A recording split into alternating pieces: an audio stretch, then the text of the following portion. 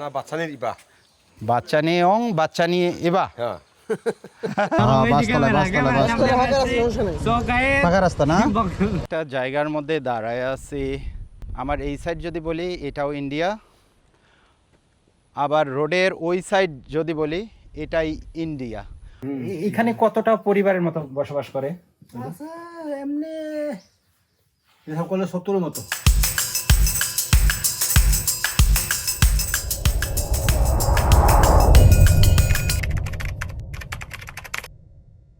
Good afternoon internet. এখন বাজে 1টা। আমি আছি বাংলাদেশের সুনামগঞ্জ এবং সিলেট বর্ডার রোড এরিয়াতে। যাত্রাপথে অনেক কিছুই এক্সপিরিয়েন্স করব এবং আপনাদের দেখানোর চেষ্টা করব। It is your host Firoz and welcome back to my channel. এই ছোটো ছোটো মাছ, পানি তো নাই, হ্যাঁ পানি তো নাই। বর্ডার রোড থেকে কি পরিমাণ উঁচু উঁচু পাহাড় দেখা যাচ্ছে। রোডটা জাস্ট ইনসেন। একদিকে বাংলাদেশের ফসলি জমি, ঠিক অন্যদিকে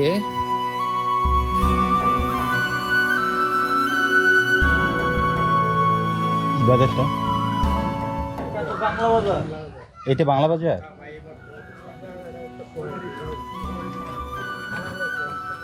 আলালের পয়েন্ট। এই নদী পার হয় কিভাবে? ওই নৌকা দিয়ে।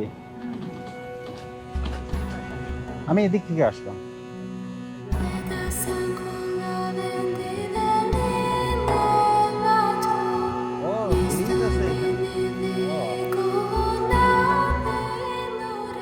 নদীর সম্মুখীন হয়েছে একটা কাঠের ব্রিজ দেখা যাচ্ছে, কিন্তু কাঠের ব্রিজ সম্পূর্ণ ব্রিজ দেওয়া হয়নি, অর্ধেক ব্রিজ দেওয়া হয়েছে আর অর্ধেক ব্রিজ নৌকা দিয়ে পার হতে হবে। এইটার নাম খাসিয়ামারা নদী, যেটা এতটুকু দেয়নি কেন? পানি লেগে দিয়েছে না, এদিকে পানি বেশি। এদিকে পানি বেশি।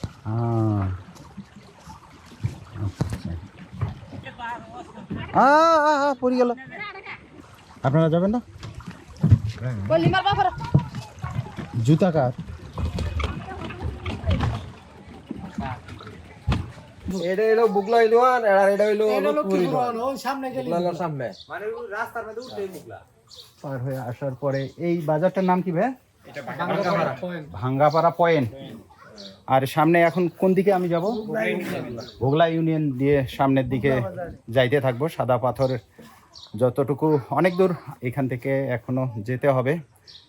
তবে ভাইদের সাথে কথা বলে ভালোই লাগলো, লোকাল ভাইদের। কি নাম? ইব্রাহিম। ভাই আপনার নাম? ওয়াহিদুল। এখন এমন একটা রোড দিয়ে যাচ্ছি, রোডের উপর ইট বিছানো। এমন রোডের উপর বাইক দ্রুত রাইড করা, আমি তো অবাক।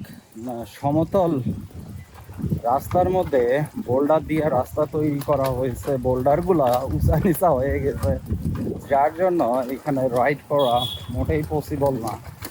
কি পরিমাণ উঁচা নিচা রাস্তা আর বোল্ডার।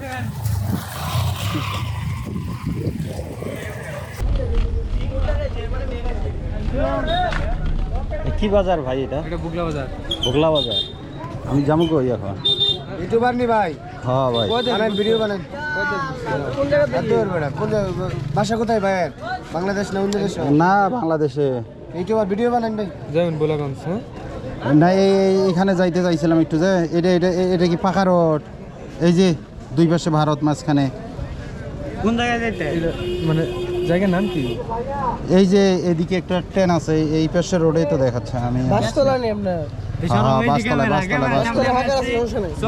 পাকা রাস্তা না, এই যে এদিকে দেখাচ্ছে, মানে এই যে ডেস্টিনেশন দেন ক্যামেরা, ওই যে আমার সোজা ডেস্টিনেশন দেন। দেখুন কোন দিকে দেখালো? বাসতলা বাসতলা। হ্যাঁ মানে এই যে শেষের দিকে বাংলাদেশ ইন্ডিয়া বাসতলা না? পাকা রোড না ভাই? কোন দিক দিয়ে যাব? এদিক দিয়ে। এদিক বামে দেবেন, বামে দিলে জানকা ভাই আমার একটু ভিডিও বানাই দেন না। কোন জায়গা থেকে আসছে?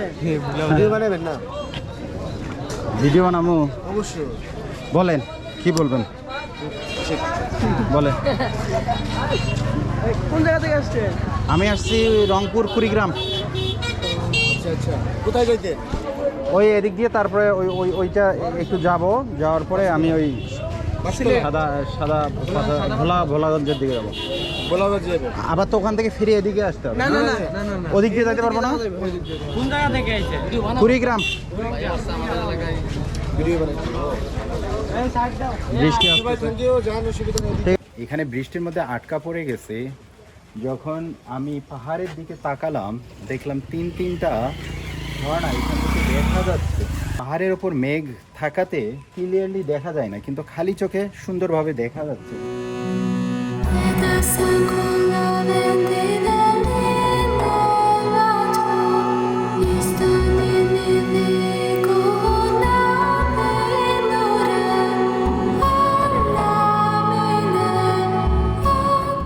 বর্ডার ভিলেজে একটা গ্রাম দেখতেছি, পূর্ব বাসতলা সরকারি প্রাথমিক বিদ্যালয়, সুনামগঞ্জ। এখনো সুনামগঞ্জের মধ্যেই আছি। ওয়ালাইকুম আসসালাম, ভালো আছো সবাই? তোলেন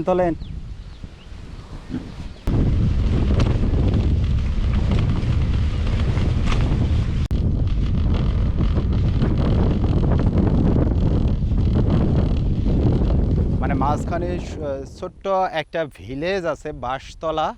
ওই বাসতলায় বাংলাদেশের শেষ গ্রাম, সেইটাই দেখতে যাচ্ছি। আর আমার পিছনে দেখেন কত সুন্দর পাহাড়।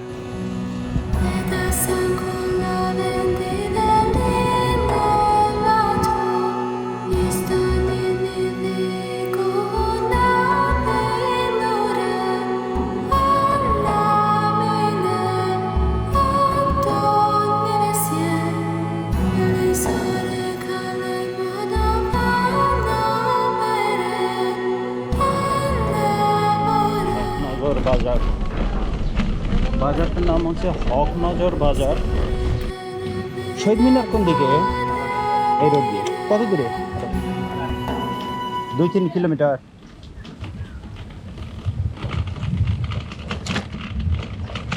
আর সামনে একটা সুইচ গেট দেখতেছি, পানি আটকানোর জন্য এই সুইচ গেটটা তৈরি করা হয়েছে। কি পরিমাণ স্পিডে পানি যাচ্ছে!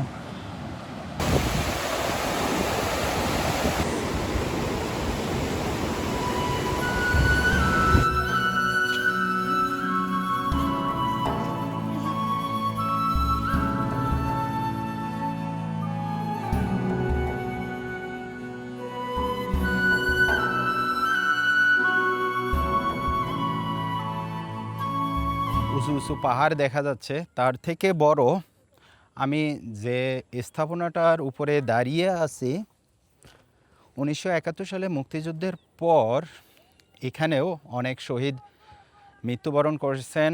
সেই মৃত্যুবরণের স্মরণে এই বিশাল এরিয়া জুড়ে একটা স্মৃতিসৌধ নির্মাণ করা হয়েছে।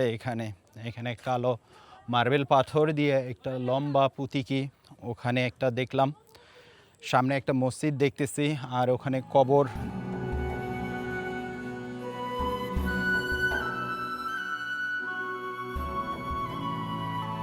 বাংলাদেশের শেষ প্রান্তে এসে এই স্মৃতিসৌধ দেখব, এটা কল্পনাও করি নাই, বা আমি নিজেও জানতাম না এখানে একটা স্মৃতিসৌধ আসছে। তবে আমি এখানে আসার মেইন উদ্দেশ্য হচ্ছে এই জায়গাটা থেকে দুই দিকে ভারত, যার জন্য শেষ সীমানা হওয়াতে আমি ভাবছিলাম বাসতলা যাব। বাসতলা গিয়ে দুই সাইডের মাউন্টেনের একটা ভিউ আমি দেখতে পারবো, এই জন্য এই জায়গাটার মধ্যে আসা। কিন্তু প্রতিমধ্যে যখন বাসতলায় আসলাম, বাসতলায় আসার পর এক আঙ্কেল বলতেছিল যে ওখানে গেলে আপনি একটা শহীদ মিনার দেখতে পারবেন। ফাইনালি এই জিনিসটা আমি দেখতে পাচ্তেছি। বিশাল জায়গা জুড়ে এই শহীদ মিনারটা নির্মাণ করা হয়েছে। এই ছোট ছোট বাচ্চারা এখানে ফুটবল। ঘোরা সম্ভব হবে না, আমি এখান থেকে দ্রুত বের হব।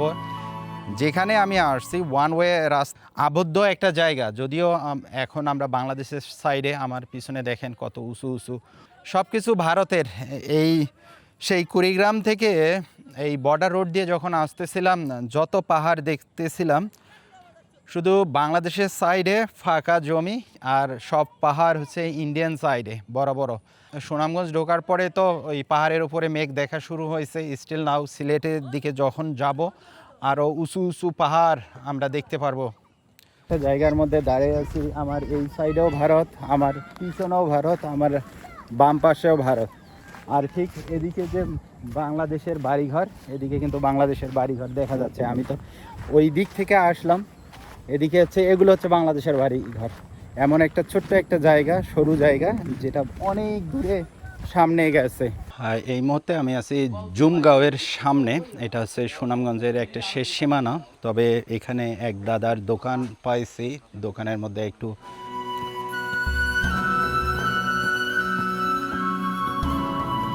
কার বাড়িতে যে ঢুকে পড়তেছে। পাহাড়ের টিলায় বিভিন্ন জায়গায় পাকা ঘরের সংখ্যায় বেশি, যেখানে একটি উঁচু সেখানে রেলিং দেওয়া। সামনের দিকে যাচ্ছি, আবার সামনে মাটির ঘরও দেখা যাচ্ছে এই জুমগাঁওয়ের মধ্যে।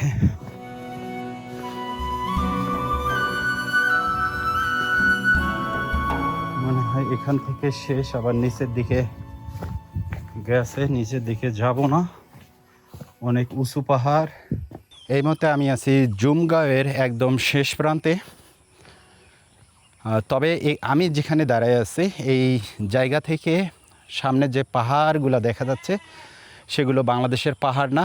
আর জুমগাঁওয়ের মধ্যে যে গারো উপজাতি বসবাস করে তাদের ঘর বাড়ি দেখা যাচ্ছে। তাছাড়া এখানে তেমন কিছু আমি দেখতে পাচ্তেছি না। আমি এখন সামনের দিকে। আপনার কি নাম দাদু? আমার নাম দিগেন্দ্র সংমা। আপনি এখানেই, এখানে কতটা পরিবারের মতো বসবাস করে? এমনি সকলে 70 মতো। 70 ফ্যামিলি। কিন্তু আমি যতটুকু জায়গা ওই সিঁড়ি দিয়ে আসলাম, এতটুকু জায়গার মধ্যে 70, আরো ওদিকে নিচে দিয়ে আছে, নিচের দিকে আছে। অন্ধকার যেহেতু, তাই দেখা যাচ্ছে না। দিদি অনেক দূরে, কারণ দাদাদের চেহারা আমাদের থেকে একটু আলাদা, যার জন্য দাদাদের ইজিলি বোঝা যায় যে তারা, আপনারা কি খ্রিস্টান, গারো উপজাতি বা খ্রিস্টান, তারা ধর্ম অনুসরণ করে। যেমন আমি এখানে আসছি, এইটার আপনাদের ভাষায় কি হবে? আমি যে এখানে আপনাদের এখানে ঘুরতে আসছি, কিন্তু আপনাদের ভাষায় এটা কি হবে? আমাদের ভাষায় হচ্ছে এটা বাচ্চা নেই বা বাচ্চা না, বাচ্চা নেই ইবা। বাচ্চা নিয়ে অং, বাচ্চা নিয়ে এবা। হ্যাঁ। অন্য কান্ট্রিগুলোতে আমরা যাই, যখন আমাদের ভাষা শুনে তেমন ওই শুধু তাকাই থাকতে হয় যে কি বলতেছে। যেমন এখানে আসছি, দাদার ভাষা যে কথাটা বললো আমিও কিন্তু বুঝি নাই, শুধু আমি দাদার দিকে দেখলাম আর হচ্ছে শুধু হাসলাম, এতটুকুই। যখন ভাষার কমিউনিকেশনটা না হয় তখন ওই শুধু মুখের দিকে তাকাই থাকতে হয় যে কি বলতেছে বা কি বোঝাচ্ছে। এখানে ওই দাদার দোকানে সাইকেলটা রেখে গিয়েছিলাম, সাইকেলটা আছে দাদাদের।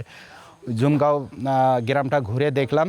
এখন অনেকটা পশ্চিম আকাশে সূর্য হেলে গেছে, এখন এখান থেকে বের হতে হবে, আমাকে যেতে হবে সিলেটের দিকে। তবে কতটুকু যাইতে পারবো সামনের দিকে দেখা যাক। ব্রিজের মতো কিছু একটা দেখা যাচ্ছে, যেটা কিনা আমি অনেক দূর থেকে দেখে আসতেছি। এই ব্রিজটার নাম লাফাজ, যেটা ভারত থেকে চুনাপাথর এদিক দিয়ে আসে বাংলাদেশে। এখানে কাঠ দিয়ে একটা ব্রিজ নির্মাণ করা হয়েছে, যেটা বিশাল বড় একটা ব্রিজ। আলহামদুলিল্লাহ, লাস্ট নাইট এই মসজিদের দ্বিতীয় তলায় ছিলাম। এখন বাজে সকাল 9টা। এখন সব কিছু প্যাক করতে হবে, প্যাক করে সামনের দিকে অগ্রসর হতে হবে। কিন্তু বাইরে বৃষ্টি হচ্ছে টুকটুক করে, যার জন্য এখনো বের হইতে পারতেছে না।